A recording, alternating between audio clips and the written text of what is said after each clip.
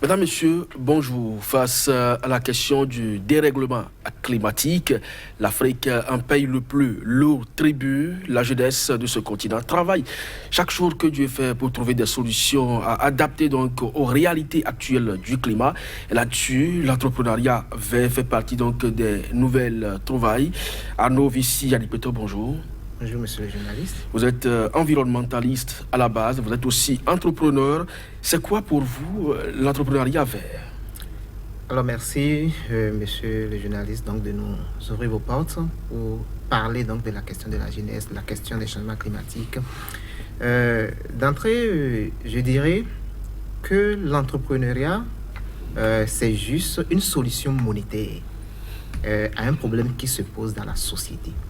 C'est-à-dire, dans la société, un problème se pose et un jeune qui a les compétences décide donc de mettre cette compétence au service donc, de ce problème en retour donc, de quelques contributions monétaires.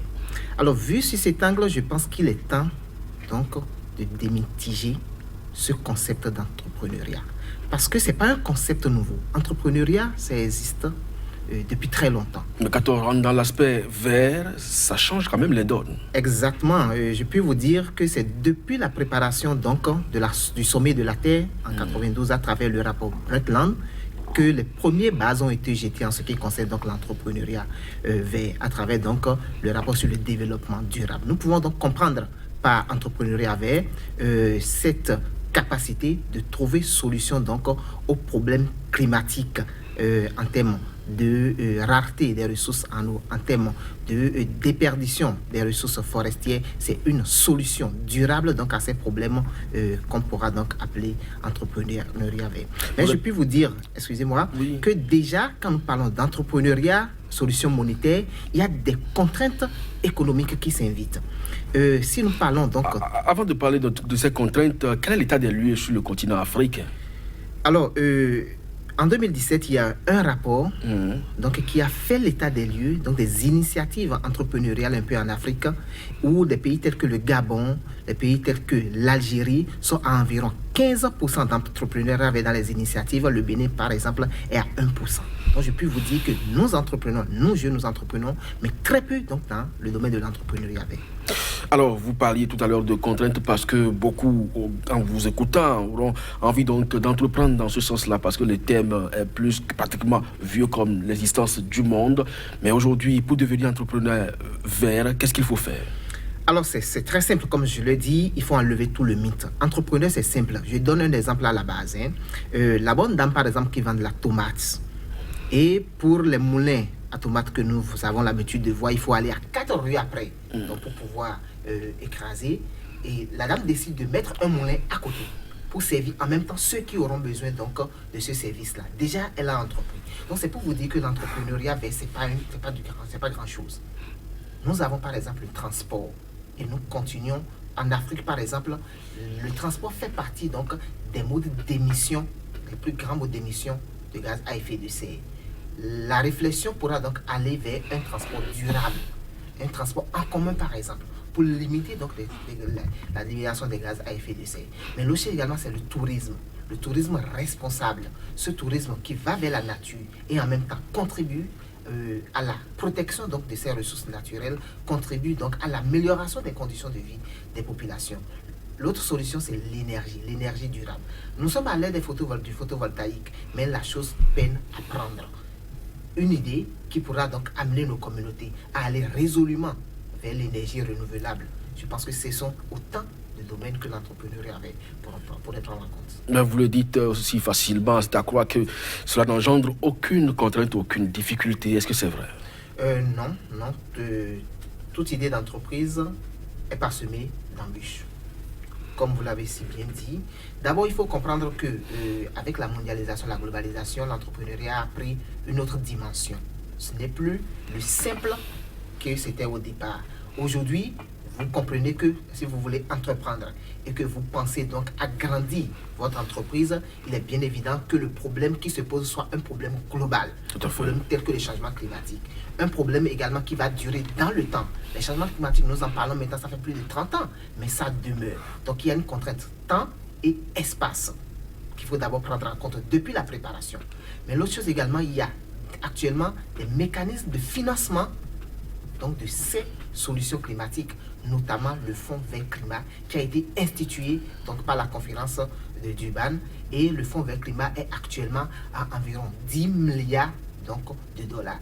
Et laissez-moi vous dire, pour aller cueillir ces ressources, pour aller cueillir ces financements, il faut d'abord de la préparation, il faut vraiment de l'abnégation, du courage, parce que ce sont des travaux hautement scientifiques prouvés qui vont vous permettre d'aller aborder donc, ces financements-là. Ça veut dire que c'est juste de poudre jetée aux yeux des entrepreneurs? Non, je ne dirais pas de poudre jetée aux yeux des entrepreneurs, parce que déjà à l'origine, le fonds va servir donc à un transfert de financement, transfert de technologie des pays riches vers donc les pays pauvres vulnérables au changement climatique.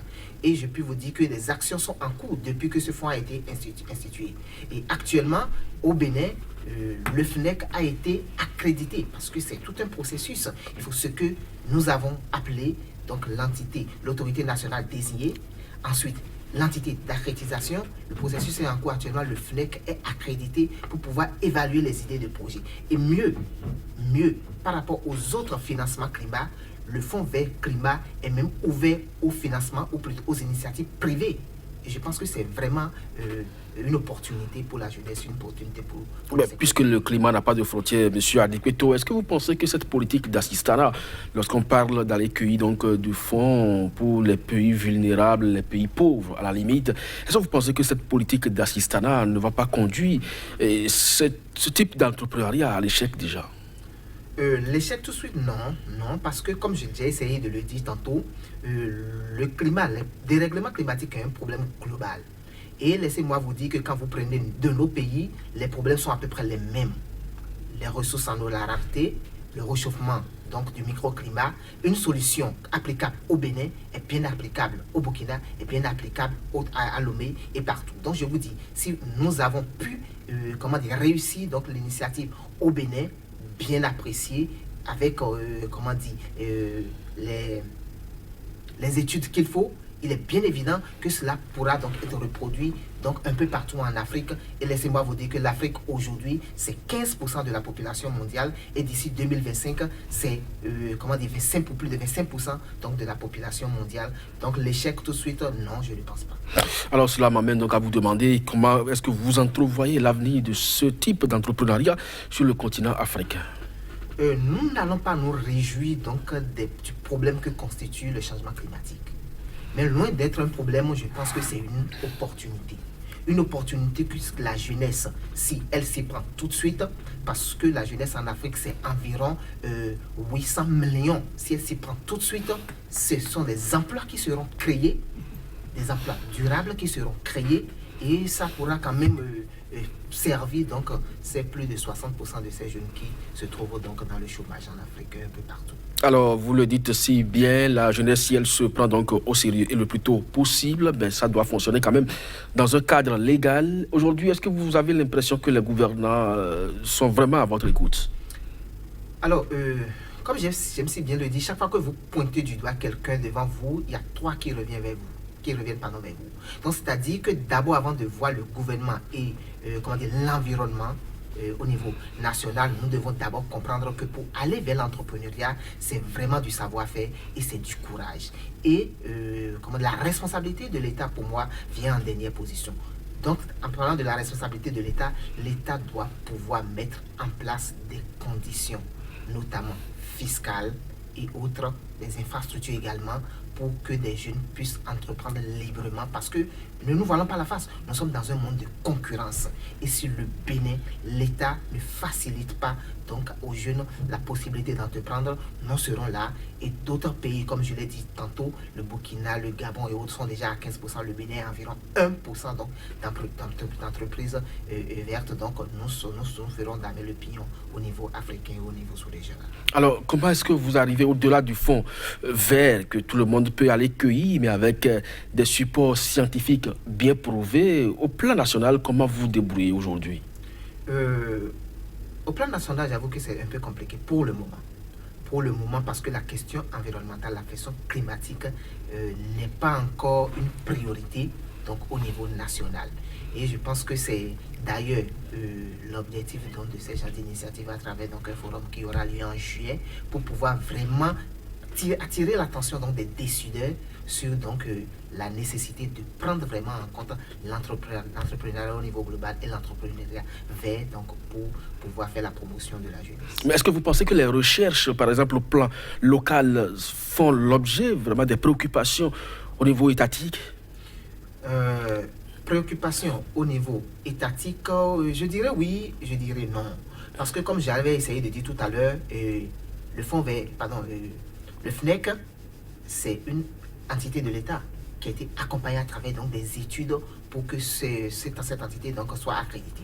Mais en dehors de ça, les études sont là, prouvées, mais l'État ne prend réellement pas possession de ces études-là pour pouvoir avoir donc, des actes, donc, ce que nous appelons la recherche d'action pour avoir des activités concrètes sur le terrain. Ça reste encore des études, même si c'est initié par l'État, ça reste encore des études. Ce que nous demandons vraiment, c'est qu'il y ait vraiment un œil regardant, comme on dit dans notre jargon, pour que la question climatique et également tout ce qui a été fait comme recherche soit vraiment mis en œuvre pour le bonheur donc, de notre environnement. Alors, M. Arnaud Vissi, on va bientôt sortir donc, de cette émission. Vous parlez jusque-là de l'entrepreneuriat vert en tant qu'environnementaliste. Quel appel vous avez aujourd'hui à lancer à l'endroit donc, de ces environnementalistes en général et de ceux qui croient à l'entrepreneuriat vert et qui veulent s'investir dans ce domaine? En tant qu'environnementaliste, déjà, je salue les fonds parce que les ONG font énormément au Bénin dans ce domaine-là et je vais simplement leur demander de faire davantage. Je finirai par un exemple très simple.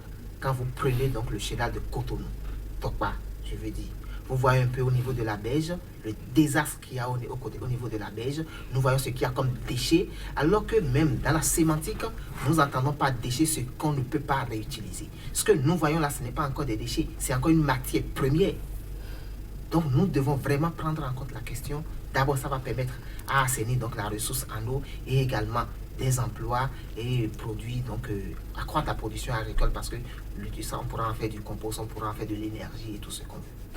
Merci donc à vous, Arnaud Vissi Adikpeto. Je rappelle que vous êtes environnementaliste et avec vous, nous avons parlé donc de l'entrepreneuriat vert, une option aujourd'hui qui s'offre à la jeunesse si elle se prend véritablement au sérieux avec un œil regardant des autorités. À chacun et à tous, merci de nous avoir suivis.